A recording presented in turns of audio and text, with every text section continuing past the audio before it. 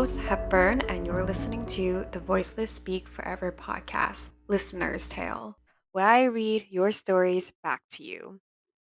Now, listener tales were meant to be read right after the main story, but this story of advocacy deserved its own episode. This story I'm going to tell you was originally supposed to appear on the Voiceless Speak Forever Instagram page to illustrate the good work of the advocate Martha Hernandez. But after speaking with her, we agreed that relaying her interview through the podcast was better. Here's the story of Martha Hernandez's fight against Aion Management Company and Woodlands Apartments. Martha was a former resident at Woodlands Apartments. My name is Martha Hernandez. I'm a healthcare professional. I am a member of the 11th Hour Rescue. This is my story. It is sad and long. A 2 year fight to save cats and wildlife being killed by corrupt management at Woodlands Apartments in Belleville, New Jersey. In August of 2018, a new management company named Ion just showed up without warning. Soon, all of the men from previous management were fired and forced to move. All of them lived on premises. Jose, the maintenance, was the only one who stayed on and told me and my husband that this management was going to kill the cats. There were more than 100 cats living at this property in August 2018. This apartment complex is over 17 acres with over 404 apartments. There was no TNR, or trap, neuter, return, and many tenants dumped their cats. I went to the office and expressed my concerns regarding the possibility of euthanasia of the cats. I had already been fostering kittens and having adopted them through 11th Hour Rescue in Randolph, New Jersey. Carmen Luna, the assistant manager, reassured me that they weren't going to harm the cats. Soon after this conversation, I got mail from management that fostering cats was not allowed. I began to fear more for the cats every time I saw Jose. He continued to tell me about their plans to kill the cats. I began trying to catch as many kittens as I could. And like clockwork, dead and injured cats started appearing throughout the Woodlands complex. Frankie was one kitten I rescued who had a fractured front leg. An illegal leg trap hold was suspected.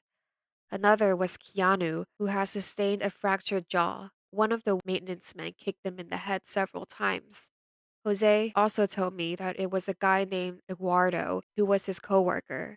Luckily, Keanu's still alive and thriving. His jaw is now closely monitored. And there was Kiwi. Kiwi had a head injury and was convulsing in the snow. Another incident involved little Frankie. Little Frankie's arm was so severely damaged it had to be amputated. His little heart stopped on the table. I cry as I tell you this. But probably one of the worst cases of animal abuse by Woodlands had to be what happened to baby Boots. When I found her battered little body, I cried my eyes out. I stayed with her for hours as police would not come. She was alive at 7:30 a.m. when I went to work. By 12:30 p.m., just a few hours later, she was dead. Jose told me it was also Eduardo who killed her. I took little Boots as I could not leave her there. I had a necropsy performed on her tiny little body. The result was severe blunt force trauma. She was crushed to death. Jose told me Eduardo stomped on her repeatedly.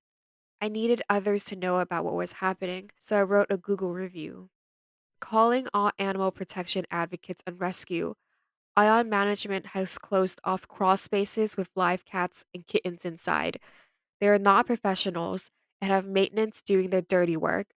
I have seen dead cats and cats disappearing from property. I highly suspect poisoning. I'm a registered nurse. The dead cats blew up and had blood coming out of their mouths. We tenants here know these cats. A few just gave birth. Their newborns trapped inside. The mothers won't be able to nurse them. The cats won't have access to food and water. Ion sent emails telling tenants not to feed the cats. Starving cats and freezing them out in this cold weather is their idea of humane treatment. I've been living here for 5+ years. The apartments were $1,500 and now they want $3,000 for them. They think by killing the cats, they will get their money. They are not pet friendly. They don't know the difference between feral cats and stray cats, causing residents panic, sending emails that cats will give them rabies and cat scratch disease, causing more danger for the cats. Yet, big raccoons, rats, possums, and skunks roam free. Those have a higher risk of transmitting rabies and disease.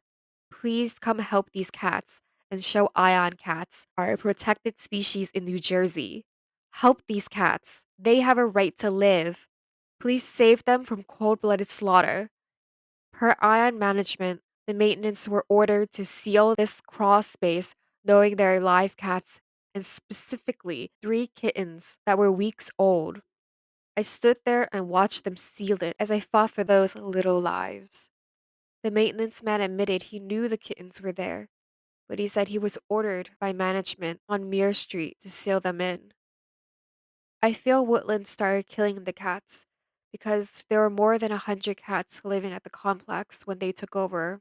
With no TNR in place at the time, cats just kept multiplying.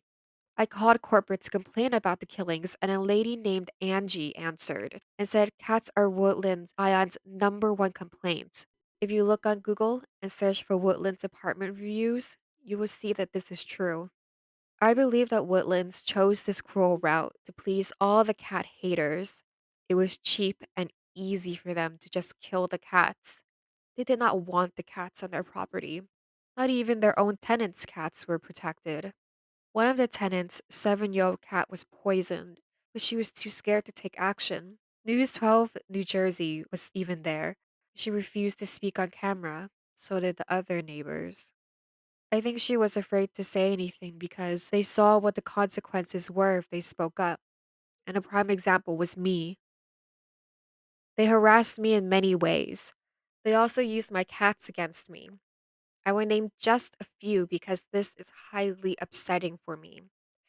The worst thing they did was kill kittens and leave them by my front and back porch. I cry as I relive this by talking about it. They stalked me and my teenage daughter. The men looked at me like they wanted to kill us. They said horrible things they wanted to do to us in Spanish. My daughter didn't understand what they were saying, but I did. I was scared, especially when the manager sent those maintenance men to my home. They broke into our apartment using master keys. They kept trying to get inside our apartment when me and my husband were at work. We had to install cameras and use deadbolt locks. They added bogus charges to our rental account, hundreds of dollars. They took away our parking spot. They had another neighbor threaten me with her two dogs. I became extremely depressed and anxious. I could not perform my job as an RN. I missed work for 3 weeks. Their lawyer sent many threatening letters. Me and my family were evicted in a 2-week period after I made YouTube videos and exposed to crimes on social media. So I can honestly say the tenant whose cat was poisoned would have been evicted like me. I believe they have not yet been prosecuted because they bring revenue to the township of Belleville. They're a $1 billion corporation with properties they own or manage in many states. I still hold hope that officials do the right thing and prosecute them before statute of limitations is over. I put up posters in Woodlands in hopes of speeding the process along, but they are repeatedly taken down by the maintenance men. On these posters are the violations they are committing and their punishments. New Jersey Revised Statutes 422 to 17 and 422 to 26. Cruelty to animals is defined as overdrive, overload, drive when overloaded, overwork, deprive of necessary sustenance, abuse, or needlessly kill a living animal or creature, or inflict unnecessary cruelty upon a living animal or creature, or unnecessarily fail to provide a living animal or creature of which the person has charged either as an owner or otherwise with proper food, drink, shelter, or protection from the weather, or leave it unattended in a vehicle under inhumane conditions adverse to the health or welfare of the living animal or creature. Cruelty to animals is a disorderly person's offense with a fine from $250 to $1,000 and or imprisonment for 6 months. Aggravated cruelty is defined as torment, torture, maim, hang, unnecessarily or cruelly beat, needlessly mutilate, or cruelly kill a living animal or creature, or cause or procure any such acts to be done. Aggravated cruelty is a felony crime of the fourth degree with a fine of up to $1,000 and or up to 18 months imprisonment. For both offenses, 30 days of community service is an option of court who may order such community service to be served to the benefit of the New Jersey Society for the Prevention of Animal Cruelty. The offender must pay for the cost of care for the animal, and juveniles guilty of aggravated cruelty must receive psychological counseling. In addition, Statute 422 to 26 mandates a fine of $500 for abandonment of a domestic animal, or $1,000 if abandonment occurs by a roadway. Exemptions are made for farming, exhibitions, equestrian teams, and pet shops. I believe that in order for animals to be protected, animal laws need to be improved. I feel the care provider should be able to feed an animal without being threatened. One of the reasons used for my eviction was feeding the cats. Belleville, New Jersey is a TNVR town: trap, neuter, vaccinate, and release. I should have never been evicted for that. The managers at Woodlands didn't tell their lawyer that Belleville is a TNR town. He learned of the ordinance the day I was in court. I already had moved out of fear. I would love to see New Jersey and more states as TNVR states. I also feel animals would be better protected if police were better trained in dealing with animal cruelty cases. SPCA officers should help in this matter. In the meantime, if you want to help me, you can do so in various ways, like spreading the word, sharing my story I have on Facebook dedicated to saving the Woodlands Cats. It is graphic, so be warned, and by signing my petition on change.org. In addition, if you would like to donate to Woodlands Cats, we have an Amazon gift list. So, that was Martha's story.